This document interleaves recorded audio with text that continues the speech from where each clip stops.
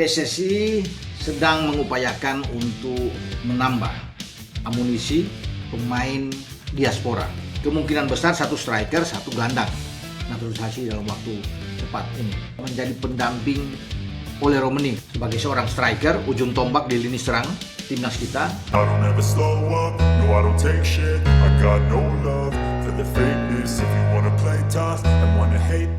Diam-diam tapi bikin Asia mulai gelisah. John Hertman siapkan revolusi timnas Indonesia lewat 6 pemain diaspora, trio penyerang baru untuk duet Ula Romani, hingga proyek Garuda Muda U19 yang menggunakan 9 pemain diaspora yang sudah bergabung dan ikut TC hari ini yang mengincar juara. Apakah ini awal lahirnya Indonesia sebagai ancaman serius di Asia? Atmosfer sepak bola Indonesia kini semakin memanas. Di tengah perhatian publik yang terus tertuju pada perkembangan timnas Indonesia, John Hertman bersama PSSI disebut sedang menyusun sebuah proyek besar yang perlahan mulai menarik perhatian Asia. Ini bukan lagi sekadar soal menambah pemain atau menjalani agenda rutin tim nasional, melainkan upaya membangun kekuatan baru Garuda demi menghadapi kerasnya persaingan Piala Asia 2027. Kabar yang beredar menyebutkan bahwa Hertman telah menyiapkan 6 pemain diaspora yang diproyeksikan menjadi bagian penting dalam revolusi timnas Indonesia. Langkah ini disebut bukan keputusan mendadak, melainkan bagian dari rencana jangka panjang untuk membentuk skuad yang lebih modern, agresif, dan memiliki kualitas bersaing di level tertinggi Asia. Apalagi Indonesia akan menghadapi tantangan berat di grup yang dihuni negara-negara kuat seperti Jepang, Qatar, dan Thailand. Menariknya, Hertman dikabarkan sangat selektif dalam menentukan pemain yang masuk ke dalam proyek tersebut. Pelatih asal Kanada itu tidak hanya melihat kualitas teknis semata, tetapi juga karakter, mental bertanding, serta rasa lapar untuk berkembang bersama Garuda. Menurutnya, timnas Indonesia membutuhkan pemain yang siap bekerja keras dan benar-benar ingin menjadi bagian dari perjalanan besar sepak bola nasional. Di balik layar, PSSI juga disebut bergerak cepat untuk mempercepat berbagai proses yang dibutuhkan. Komunikasi dengan pemain, adaptasi, hingga kesiapan administrasi mulai dipersiapkan agar proyek ini tidak berhenti sebagai rumor semata. Karena bagi Hertman, waktu menuju Piala Asia 2027 tidak panjang. Setiap langkah yang dilakukan sekarang akan menentukan seberapa siap Garuda menghadapi tekanan di panggung Asia nanti. Dan mungkin inilah yang mulai membuat banyak pihak melirik Indonesia dengan cara berbeda. Karena jika proyek 6 pemain diaspora ini benar-benar berjalan sesuai rencana, Garuda bukan hanya datang ke Piala Asia 2027 untuk meramaikan persaingan, tetapi membawa ambisi baru untuk mengguncang Asia. Lalu siapa saja pemain yang disebut masuk dalam proyek besar John Hertman menuju FIFA Matchday Juni dan Piala Asia 2027? Inilah nama-nama yang mulai ramai dibicarakan publik sepak bola nasional. Pertama ada Luke Vickery. Pemain muda yang dikenal memiliki mobilitas tinggi di lini depan ini disebut diproyeksikan memperkuat sektor serangan Garuda. Luke berposisi sebagai winger maupun second striker dengan karakter permainan cepat serta agresif dalam menyerang. Kehadirannya diakini bisa menambah variasi serangan Indonesia dan membantu skema ofensif Hertman. Nama kedua adalah Tristan Gojer. Bek muda yang berkembang di sistem sepak bola Belanda ini disebut menjadi salah satu target penting untuk memperkuat pertahanan Indonesia. Tristan berposisi sebagai bek kanan dan center back, dikenal memiliki kemampuan membaca permainan, distribusi bola modern, serta fleksibilitas bermain di beberapa posisi belakang. Kemudian ada Dion Zandenberg, sosok yang diproyeksikan menjadi tambahan kekuatan di lini depan Garuda. Dion disebut memiliki naluri mencetak gol dan karakter striker modern dengan pergerakan aktif di kotak penalti. Posisi utamanya adalah striker nomor 9, dan ia dipandang cocok untuk membantu lini serang Indonesia yang sedang dibangun lebih tajam. Berikutnya terdapat Pascal Struijk, nama yang paling sering membuat publik heboh karena pengalamannya bermain di kompetisi Eropa level tinggi. Pascal berposisi sebagai center back sekaligus defensive midfielder dengan keunggulan duel udara, fisik kuat, dan ketenangan saat menguasai bola. Jika proyek ini terwujud, kehadirannya diakini dapat menambah kekuatan besar di lini belakang Garuda. Nama kelima adalah Jenson Seel. Bek muda yang juga bermain di Eropa ini diproyeksikan memperkuat sektor pertahanan Indonesia. Jenson memiliki posisi utama sebagai bek tengah, dengan karakter kuat dalam duel 1 lawan 1 serta kemampuan membangun serangan dari belakang yang sesuai dengan sepak bola modern. Dan terakhir ada Michel Lebecker, nama yang mulai ramai dijuluki sebagai mesin gol baru berdarah diaspora. Michel disebut memiliki karakter penyerang tajam dengan kecepatan, finishing, dan naluri mencetak gol yang tinggi. Posisinya sebagai striker utama membuatnya diproyeksikan menjadi opsi penting dalam proyek lini depan Garuda. Dengan kombinasi pemain di lini belakang hingga depan, John Hertman tampaknya tidak sekadar mencari tambahan nama, tetapi sedang menyusun puzzle besar demi membentuk timnas Indonesia yang lebih lengkap dan kompetitif menuju Piala Asia 2027. Kini perhatian publik mulai tertuju pada agenda penting bulan Juni mendatang. Karena disinilah proyek besar John Hertman disebut akan mulai diuji secara nyata. Timnas Indonesia dijadwalkan menghadapi Oman dan Mozambik dalam FIFA Matchday yang dipandang bukan sekadar laga persahabatan biasa.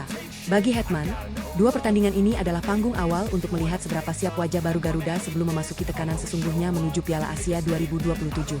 Yang membuat atmosfer semakin panas, timnas Indonesia dirumorkan akan mendapat tambahan pemain diaspora berkualitas Eropa yang diproyeksikan memperkuat beberapa sektor penting tim. Kehadiran para pemain baru ini diakini dapat menambah kedalaman skuad sekaligus memberikan warna berbeda dalam permainan Garuda. Hertman tampaknya ingin memastikan Indonesia tidak lagi bergantung pada satu atau dua nama saja, melainkan memiliki banyak opsi berkualitas di setiap lini. Laga melawan Oman diperkirakan menjadi ujian penting untuk melihat disiplin taktik dan organisasi permainan Indonesia. Tim asal Timur Tengah tersebut dikenal memiliki permainan fisik, rapat, dan pengalaman internasional yang cukup matang. Sementara Mozambik membawa tantangan berbeda dengan tempo cepat, kekuatan duel, serta karakter permainan Afrika yang agresif. Dua lawan dengan gaya berbeda ini dianggap sangat cocok untuk menguji kesiapan Garuda.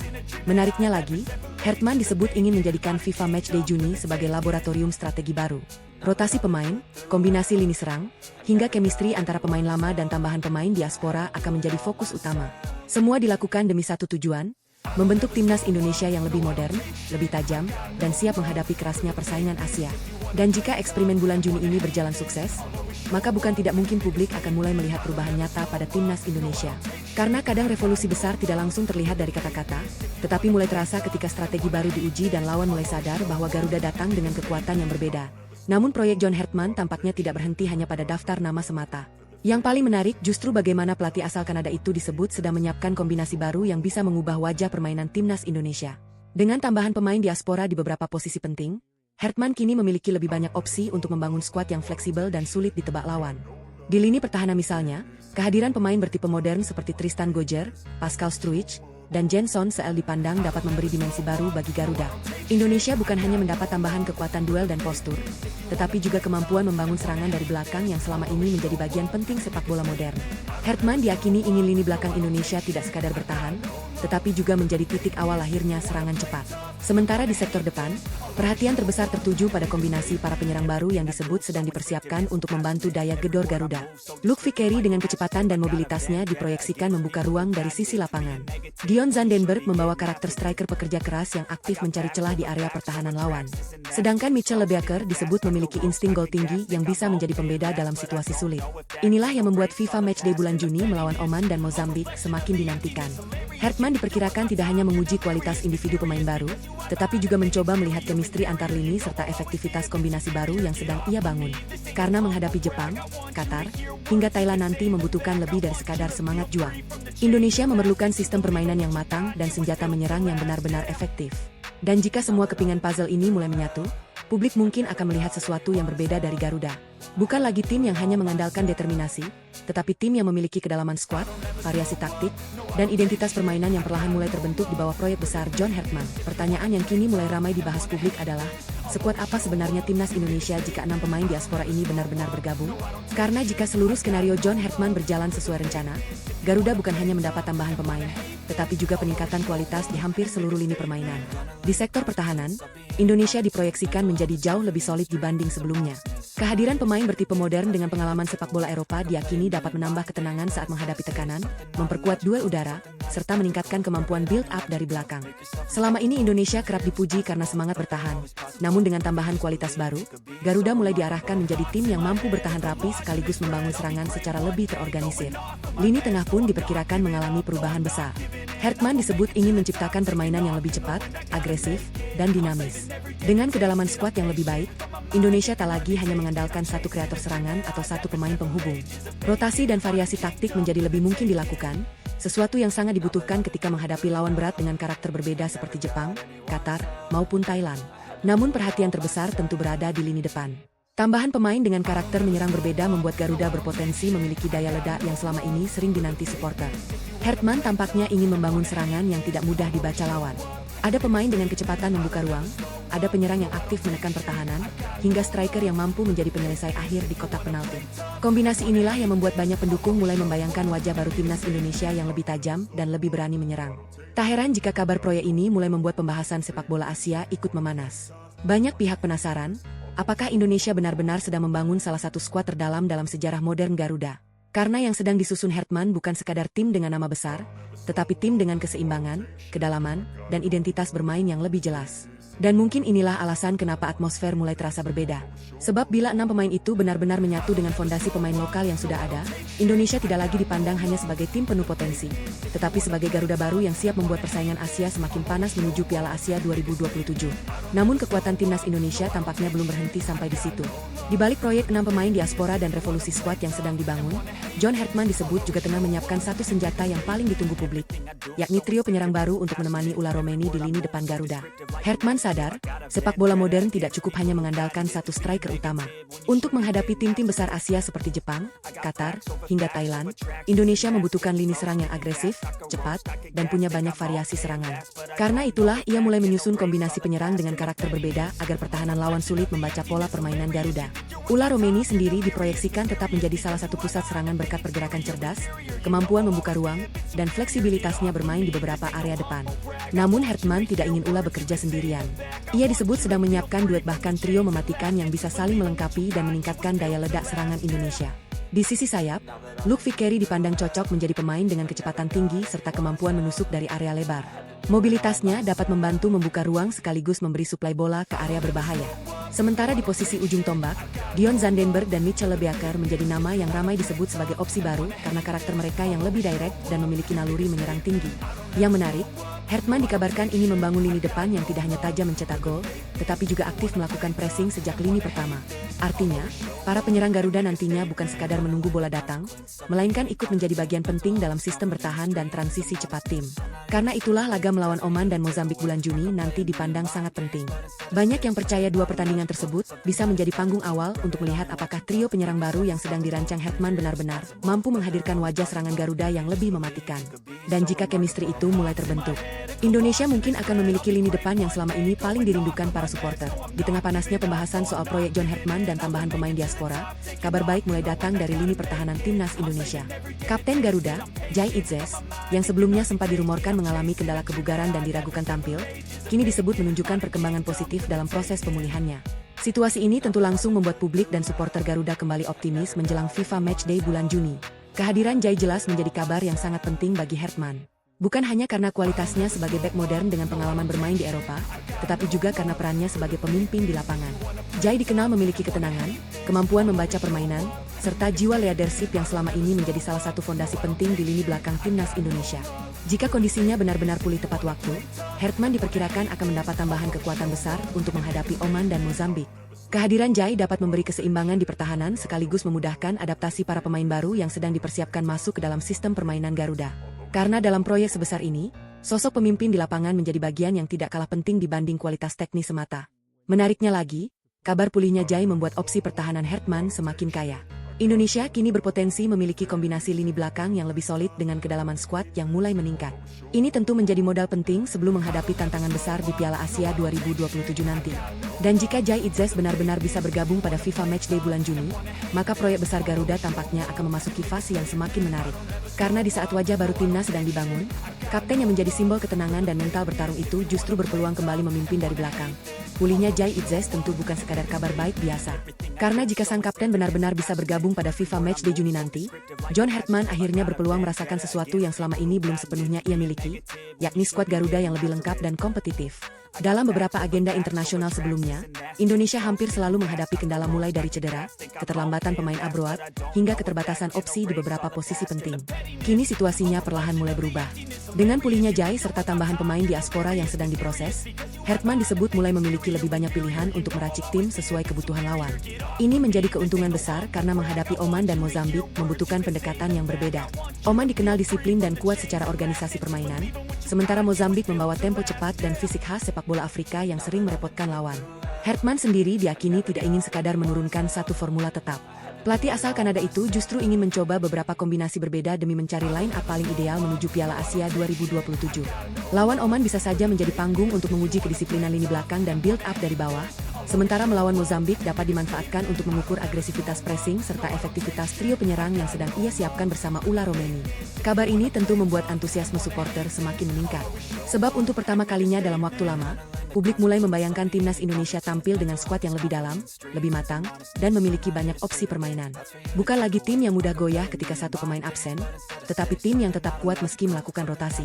Dan jika semua berjalan sesuai rencana, FIFA Matchday bulan Juni nanti mungkin bukan hanya soal hasil pertandingan semata.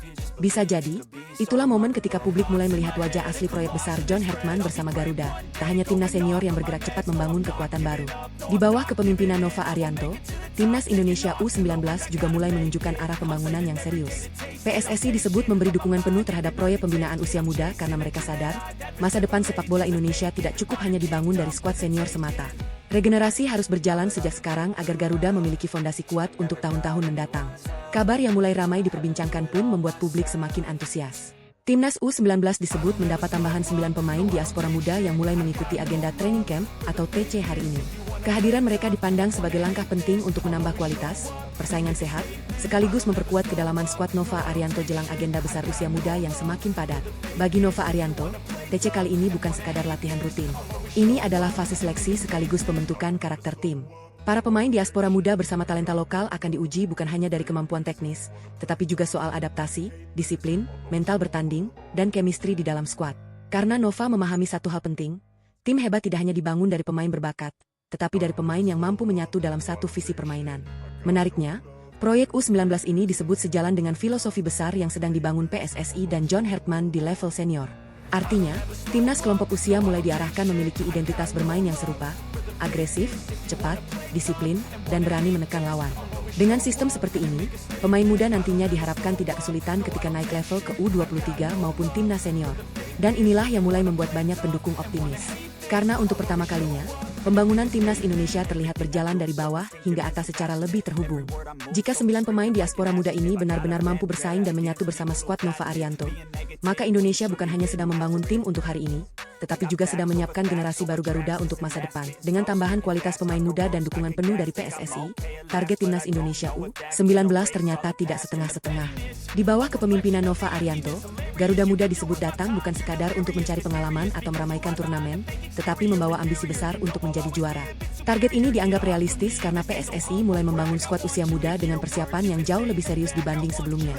Nova Arianto sendiri memahami bahwa tekanan tentu akan besar. Namun mantan bek timnas Indonesia itu justru ingin menjadikan tekanan sebagai motivasi untuk membentuk mental pemenang sejak usia muda. Karena menurutnya, pemain yang terbiasa mengejar target tinggi akan memiliki karakter bertanding yang berbeda dibanding pemain yang hanya puas sekadar tampil. Kehadiran 9 pemain diaspora muda yang mengikuti TC hari ini juga membuat persaingan dalam skuad semakin ketat. Tidak ada jaminan tempat utama bagi siapapun. Semua pemain, baik lokal maupun diaspora, harus membuktikan kualitas mereka di lapangan latihan. Nova ingin membangun tim yang penuh kompetisi sehat agar setiap pemain terus berkembang dan tidak cepat merasa nyaman. Target juara ini juga bukan sekadar soal trofi semata. Ada misi yang lebih besar di baliknya. PSSI dan tim pelatih ingin menjadikan timnas U19 sebagai pondasi generasi emas berikutnya yang nantinya dapat naik ke level U23 hingga senior dengan mental juara yang sudah terbentuk sejak muda. Karena mereka sadar, membangun sepak bola kuat tidak bisa instan, tetapi harus dimulai dari level usia muda dengan standar tinggi. Dan kini publik mulai menaruh harapan besar kepada Garuda Muda. Sebab jika proyek Nova Arianto berjalan sesuai rencana, U19 Indonesia bukan hanya menjadi tim berbakat, tetapi bisa tumbuh menjadi skuad yang datang ke turnamen dengan satu tujuan jelas, mengangkat trofi dan membuktikan bahwa masa depan sepak bola Indonesia sedang dibangun dengan serius. Menariknya lagi, persiapan timnas U19 kali ini disebut menjadi salah satu yang paling serius dalam beberapa tahun terakhir. Nova Arianto tidak ingin anak asuhnya datang ke turnamen hanya bermodal semangat dan nama besar. Ia ingin Garuda Muda tampil dengan identitas permainan yang jelas, disiplin, agresif, dan berani menekan lawan sejak menit pertama. Karena itulah agenda TC yang dimulai sekarang dipakai untuk membentuk chemistry sekaligus menentukan siapa pemain yang benar-benar pantas masuk skuad utama. Tambahan 9 pemain diaspora muda membuat kualitas persaingan di dalam tim meningkat drastis. Situasi ini justru dianggap positif oleh tim pelatih karena setiap pemain dipaksa bekerja lebih keras untuk mendapatkan tempat. Nova tidak ingin ada pemain yang merasa aman atau otomatis menjadi pilihan utama. Semua harus bersaing lewat performa, kerja keras, dan mental bertanding. Sorotan publik pun mulai mengarah pada kemungkinan lahirnya salah satu skuad U19 terkuat yang pernah dimiliki Indonesia. Kombinasi pemain lokal bertalenta dengan diaspora muda yang memiliki pengalaman sepak bola luar negeri mulai memunculkan optimisme besar. Banyak pendukung berharap Garuda Muda nantinya bisa tampil lebih dominan, lebih cepat, dan lebih matang dibanding generasi sebelumnya. Yang membuat suasana semakin panas, rival-rival Asia Tenggara juga diperkirakan tidak akan tinggal diam. Vietnam, Thailand, hingga Malaysia tentu datang dengan ambisi besar mereka sendiri. Namun kali ini Indonesia disebut ingin mengirim pesan tegas, bahwa Garuda Muda tidak datang hanya untuk bersaing, melainkan siap menjadi penantang serius perebutan gelar juara AFF. Dan bila TC berjalan sesuai rencana serta para pemain muda mampu cepat menyatu, bukan tidak mungkin timnas U19 akan membawa skuad yang benar-benar mewah ke turnamen nanti. Karena di balik target juara itu, Nova Arianto tampaknya sedang membangun sesuatu yang lebih besar, generasi baru Garuda yang siap membuat Asia Tenggara mulai berpikir ulang saat menghadapi Indonesia. Perlahan tapi pasti, perubahan besar yang terjadi di sepak bola Indonesia kini mulai menghadirkan pandangan baru di mata Asia. Jika dulu Garuda sering dipandang hanya sebagai tim dengan semangat besar namun belum konsisten dalam kualitas, sekarang situasinya mulai berbeda. Kombinasi antara proyek naturalisasi, peningkatan pemain abroad, pembangunan usia muda, hingga hadirnya sistem yang lebih terarah membuat Indonesia mulai berkembang menjadi kekuatan yang tidak bisa lagi dianggap remeh. Di bawah kepemimpinan John Hertman di level senior dan Nova Arianto di kelompok usia muda, arah pembangunan sepak bola Indonesia terlihat semakin jelas. PSSI tidak lagi hanya fokus pada hasil jangka pendek, tetapi juga membangun fondasi jangka panjang agar Indonesia mampu bersaing secara berkelanjutan. Filosofi permainan, pembinaan usia muda, hingga penguatan mental bertanding mulai disusun dalam satu jalur yang saling terhubung. Perubahan inilah yang perlahan mulai menarik perhatian negara-negara Asia. Jepang dan Qatar memang masih berada di level elit dengan pengalaman dan sistem yang lebih matang. Namun Indonesia kini disebut mulai bergerak sebagai rising force atau kekuatan yang sedang naik. Apalagi dengan tambahan pemain diaspora dan talenta muda yang terus bermunculan, Garuda dinilai memiliki potensi mempersempit jarak dengan negara-negara kuat Asia dalam beberapa tahun ke depan. Yang paling terasa adalah perubahan mentalitas. Indonesia kini tidak lagi hanya berharap keajaiban ketika menghadapi lawan besar. Justru yang sedang dibangun adalah keberanian untuk bermain lebih agresif, percaya diri, dan mampu menekan lawan tanpa rasa inferior. Inilah yang selama bertahun-tahun dianggap menjadi tantangan terbesar sepak bola nasional. Karena pada akhirnya, ancaman serius bukan hanya lahir dari nama besar atau harga pasar pemain. Ancaman sesungguhnya muncul ketika sebuah tim mulai memiliki arah jelas, mental kuat, dan kualitas yang terus berkembang. Dan jika proyek besar yang sedang dibangun ini terus berjalan konsisten, bukan tidak mungkin dalam waktu dekat Asia akan melihat Indonesia bukan lagi sebagai tim pelengkap kompetisi, tetapi sebagai Garuda baru yang siap mengubah peta persaingan sepak bola Asia.